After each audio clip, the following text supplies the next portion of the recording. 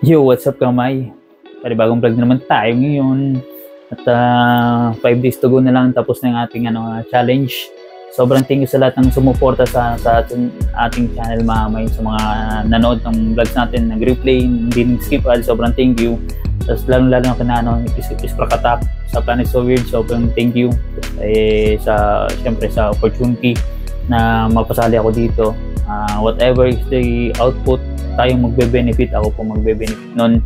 Kaya green up ko yung opportunity mamay mapasali dito sana natin. Although hindi natin may hit yung natin pinakain ko na yung $300, diba nabanggit ko.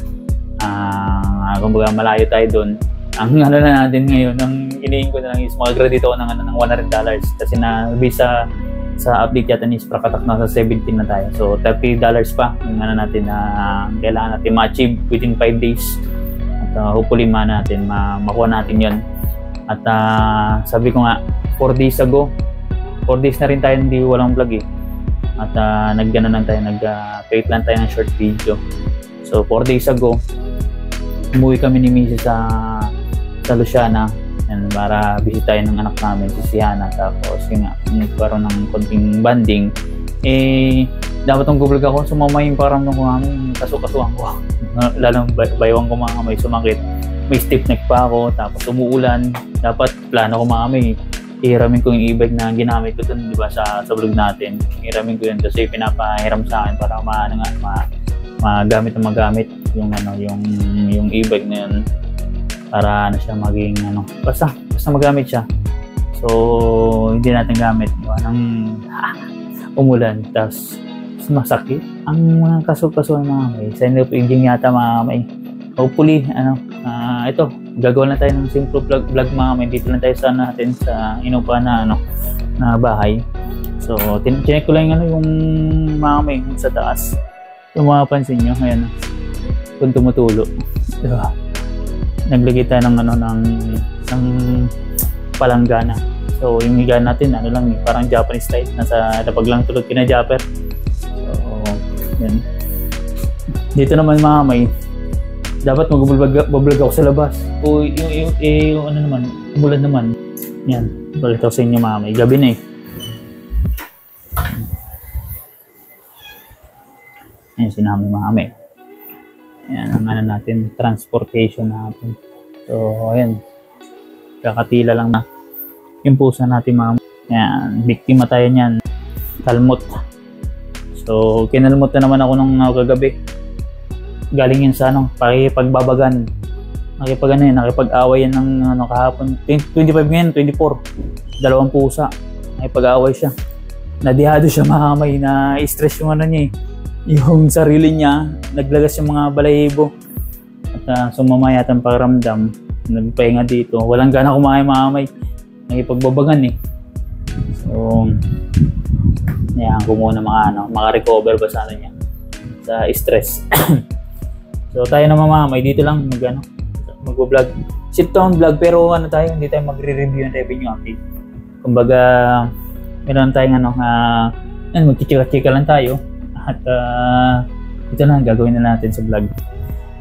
Mamay meron akong ginagamit ng mga battery sa GoPro.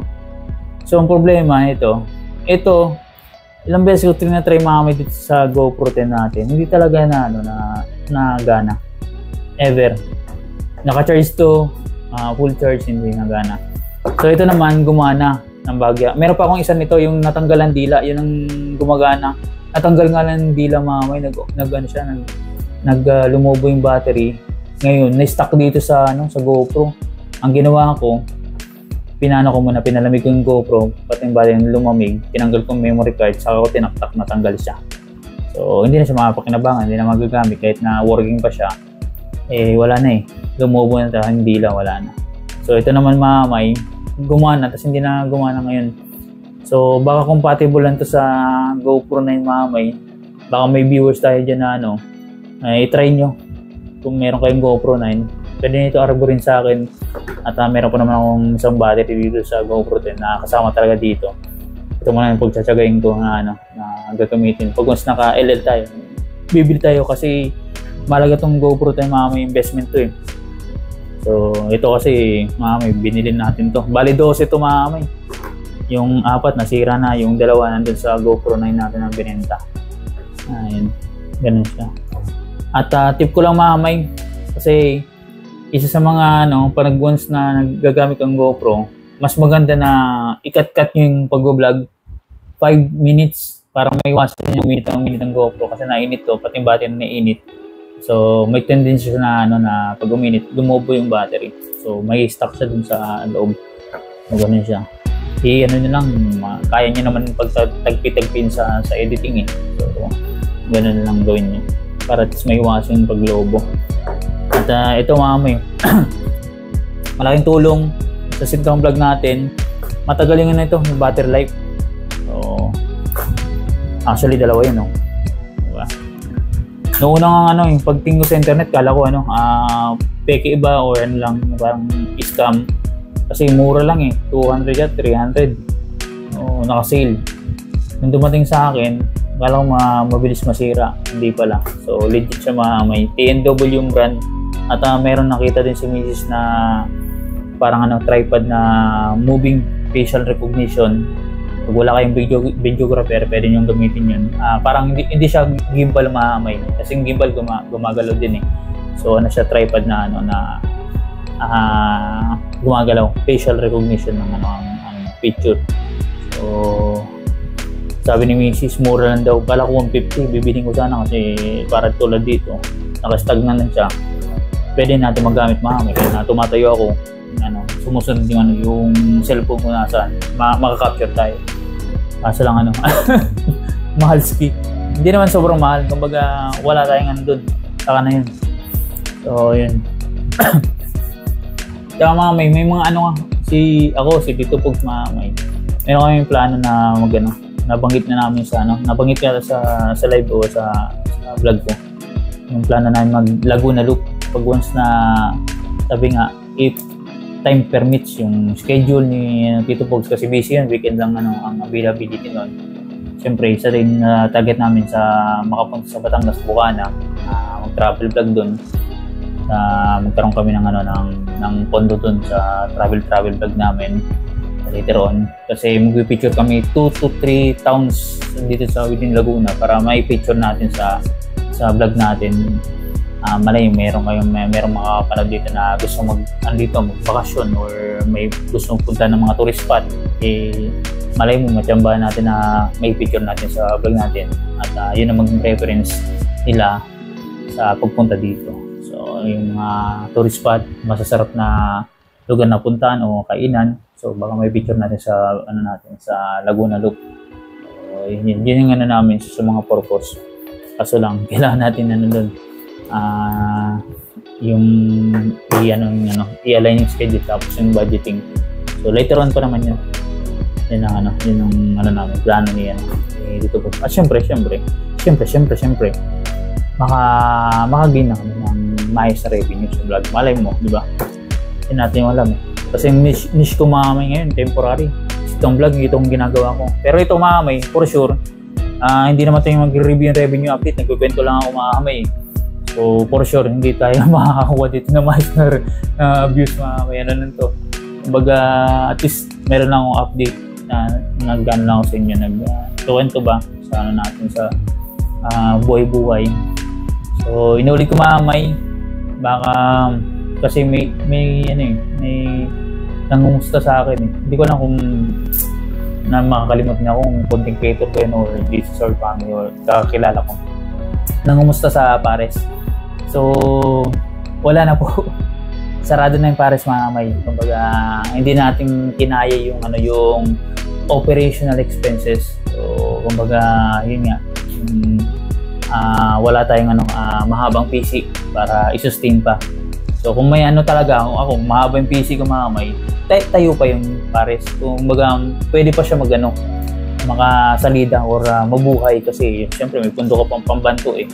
Gano'n naman talaga sa negosyo. Kailangan mahabang PC, may pambanto ka. Hanggang sa mabuhay siya. Kaso lang hindi na kaya. So, saka na-dispose ko na yung mga gamit. Pinasubasta ko na subasta bang tawag ng basta. Lowest price para ma-dispose kaysa nakatenga doon. At pag hindi kasi natin tinispose yun, magtutuloy-tuloy ang bayad ng renta dun sa ano. Kaya ang natira doon, yung chest freezer, yun ang isa sa mga ano natin na inisip natin na kasi hulugan yun, halos kalahati pa yung babayaran natin. So wala pa ako naiisip mamay na kung dadaling ko dito, may stock lang dito, tapos tutuloy-tuloy yung hulog. Ang ko talaga, ang primary ko, ma-dispose siya, may benta. Para pag mas naibenta, yung napagbentan, maipuli paid natin. Tapos na, wala na akong isipin mamay. So, yun ang Kaya sinabi ko sa may-ari, doon na lang muna. Pinapakuha na. Kasi nag-iisip sila baka mawala kasi nasa tabi lang na may may tabon. So ganun siya.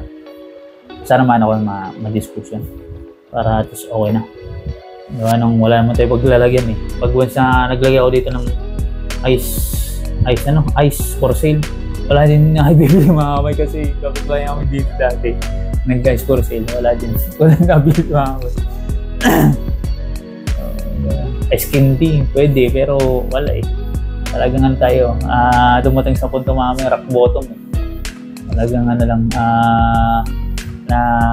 dumating sa punto na meron tayong mga talagang sinasabi ko na parang family kong ituring. So, kumbaga, yan ang sa atin. Nagbibigay ng advice, suporta mamay. So, para malagpasan natin kung anong natin kinakaharap na. So very lang limited lang talaga ng na within sa talagang sinasabi ko na hindi na ibang tao. So, kaya sobrang nagpapasalamat ako mamay. So kumbaga yun naman sasabi ko na sa atin, yung parang binibigyan tayo ng tinutulak tayo makabalik sa makaakyat ulit. So kasi nasa dapa tayo mamay. So yun ang silang nagpupush natin na kaya yan, makakabangon ka. So gano'n siya. Yun ang sa atin naman mamay, ako very optimistic. Although kung ano man nangyayari mamay sa atin, pa rin. Kumbaga sabi nga, nangyari yun for a reason. Marami lang tayo natutunan din. So later on, madadala natin charged experience. Is mag-isa na tayo. Mas meron tayo nabitbit na panibagong arsenal sa atin. Yung mga na-experience na natin previously. So the next time around, mas magiging mature tayo at mas meticulous at magiging tayo. Mas matalino mag-isip mahamay. So yun. Ganun siya. At napansin ko lang mamay pala, siyempre may pinagkabisyan tayo, may ginagawa ko mamay. Minsan nagsusundot-sundot ako ng kasi di ba nag-review yung revenue update ako. Marami pa tayong pictures mamay ng mga content creators dito sa family natin. So pero hindi pa ako nakapag-prepare. So may silip-silip na ako mamay. May mga kasamaan tayong mamay na parang kumbaga naapektuhan din sa paghina ng vlog, ng views. So hopefully maka-bounce back kasi alam ko naman na isa sa mga source of income halos nang dito sa community natin yung mga nakikita nyo na malalakas. So yun ang isa sa pinagkukunan nila main income yung pag-vlog. So kung hihina yung vlog, mahirapan sila kasi siyempre madaming mga expenses, tapos mahirap may kasing employment dito sa Pilipinas. Kahit na skilled worker ka, hindi lahat na nabibiyayaan na nabiblessing ng maayos na trabaho or maayos na sahod. So, kumbaga, lalo na pag may edad ka na, ay kahit na skilled ka, mahirapan ka ma-employ dito sa Pilipinas. So, ganun siya may ganun ka higpit or kalupit ang competition dito sa pagkuha ng spot sa job employment. So ganun siya. Yun ang nabanggit ko ng mamay. Experience ko yan nung 28 years old ako mamay. Ngayon 42 na tayo So mas mas mahirap na mga kasi kung makikita nyo sa mga job employment, ang kinukuha na 30 years old and below. So, minsan 25 years old, minsan female, minsan 40 years old below. So, bihira ka na makakita mga may 45 years old. Doon pag 45 years old, may chance ako no, kasi nasa 42 pa lang tayo. So, ganun siya. Ganun nangyari. Pero inayaan ko lang mga may sabi nga, kung ano ang opportunity na kumatok sa atin o yung chance, kung sinong unang kumatok, may chance, opportunity, o naman yan. So, yun ang natin susunggaban mga. So, kung ASAP, mas maganda mga may. Kasi, syempre, kailangan natin meron tayong mga nandiyan si Billy at si Judith eh. So, saka yung natin, yung anak ko. So, yun ang pinaka-primary reason. So, ba't tayo naging ba't tayo nagtatrabaho or kailangan natin kumita. So, dahil sa yung future na ng anak ko yung iniisip ko. Hindi na sa akin makakit. Lagi kong binabanggit sa live. Sa anak ko na yun eh. Ako, lang ako, parang trabahante. Trabaho lang ang trabaho. So, parang mag-generate ng income. So, para sa kanila na yun. Hindi na sa akin. So, hanggat kaya pa natin magtrabaho, mag-perform ng dapat gawin mga. So, yun. So, yun. Pag nakapagbigyan tayo, yung mama, di magkakaroon tayong time na relax sa buhay. Doon lang siguro yun ang magiging incentive natin, beneficial. Pero right now, may priority sa anak ko muna. Education, kung anong gusto niya, gusto niya sa buhay. Kaya natin na yun, supportan tsaka tuparin. So, yan mga may. That's it mahamay. At baka mapakwento pa tayo ng mga tagal-tagal eh. Update lang mahamay sa sarili natin. At yan nga, 5 days to gumamay. Para lagi ni B-Dogs. Don't skip ads. Sabahan yung panonood ng vlogs natin. Sa mga content kalito na sinusuportahan niyo. Sobrang thank you sa lahat. And paano yan mga may. See you next vlog po natin mga kakamay.